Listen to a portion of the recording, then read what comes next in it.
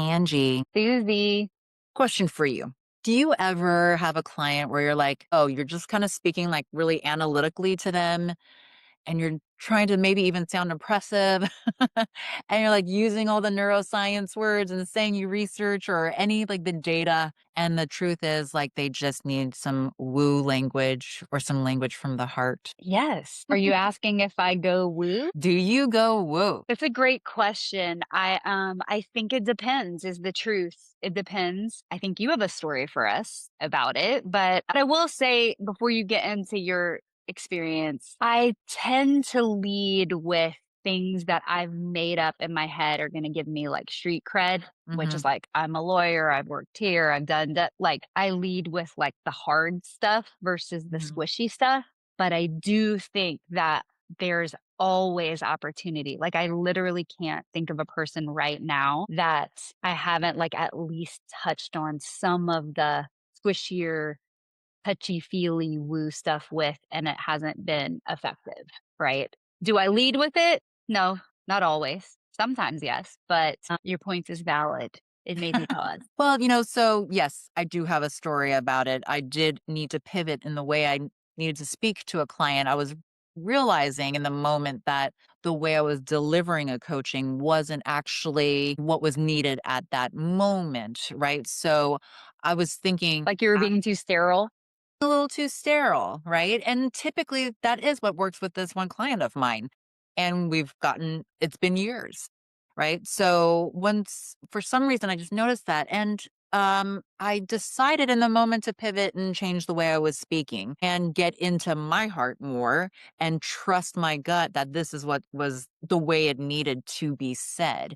And I had told him, you need to get into your heart, right? It was interesting, right? Just the level of change that he just kind of stopped and was like, "Wait, we've never spoken like this, Mm, right? What are you talking uh-huh. about?" Right? So I'm gonna Well, talk. can you give us like high level stats on this type of person and what made like doing the woo thing feel a little maybe scary for you? Yeah, typically, well, he's an engineer. Everything is pretty much data research, data research. So when I typically give him information, he loves it when it comes from that space. Like, ooh, his ears perk up. He wants to hear about it that way. He wants to When read it the comes from book. like the science Comes from part? the science, something research, something from a book, literature. Like this is what speaks to him. That's his coaching love language, Perfect. right? Yes. So this is the way we talk. Now, the subject kind of changed. Now we're talking about something a little bit more closer to the heart. And I was still in the frame of like the coaching love language that we've been doing. And in my mind, I just recognized, now listen, like I love both of the talk as well. I love the neuroscience. I love the research. I want things to be researched and I want to know about that. Tested So, and and yeah. tested. Like, so if you say that to me, I'm also like, tell me more. And where else can I read about this? Right. But I'm also woo. And I love that languaging as well. And that also hits a nerve with me too. But I've been afraid to bring it up more with my clients because I think it can be too touchy feely. And I'm a little bit Mhm. scared of what the reaction might be.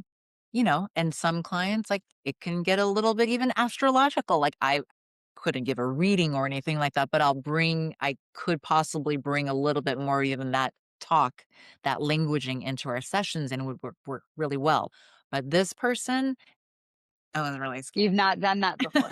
I was like, and just with the background. And again, it's Yeah. been years, right? So, Well, so that's what I was gonna ask. How long have you been working with this person? so we're going on year 4. Wow, and you just he just got It's to see the woo Susie? Yeah. So it's been peppered in a little bit Yeah. because it really was like, it was all about work, right? The last 3 years has been all about work. And so that has been the languaging. And so finally, it's like, we're both like, we need to work on this other thing that finally has Mhm, nothing to do with work. And now it's like, mhm. oh, funny. Of course, languaging needs to shift. And my brain was having a hard time shifting with him, right? So Okay, let's have a what happened? conversation. Did he hang up? He said, "Screw you. I'm done." And he said, well, he was supposed to have a conversation It didn't go very well because what do you know? He brought his sciency way of speaking to this person and it didn't work. It landed flat and it kind of came off cold for this person. And then that's what I said. Listen, it wasn't super woo, but for him it was super woo. So I said, you have to be in your heart. Right now, you're presenting this conversation in a very cold clinical way. And the truth is, you really need to feel it, get in your heart and speak from there. Just there was like a silence as if like little like a bomb just went off. And Mm, you could just see his face change and even the tempo of the call change, everything slowed down. mm, He was very receptive. Of course, we've built a lot of trust and everything, but this was felt very 180 even for me. I was like, okay, received.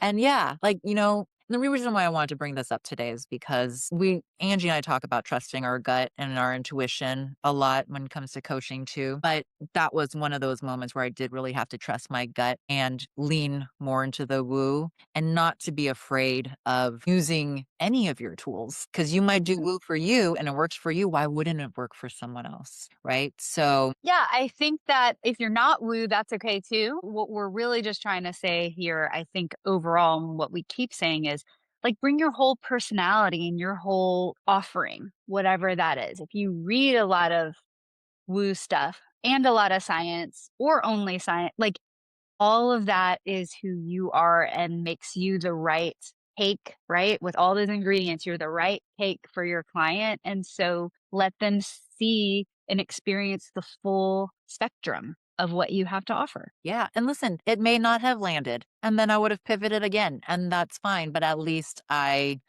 tried, You right? were being you. So, I was being me. So, yeah, there you have it. Good for you. Thank you, Congrats. Angie. Thanks. Congrats. And so next time you're going to talk astrology with him. That means no, I think.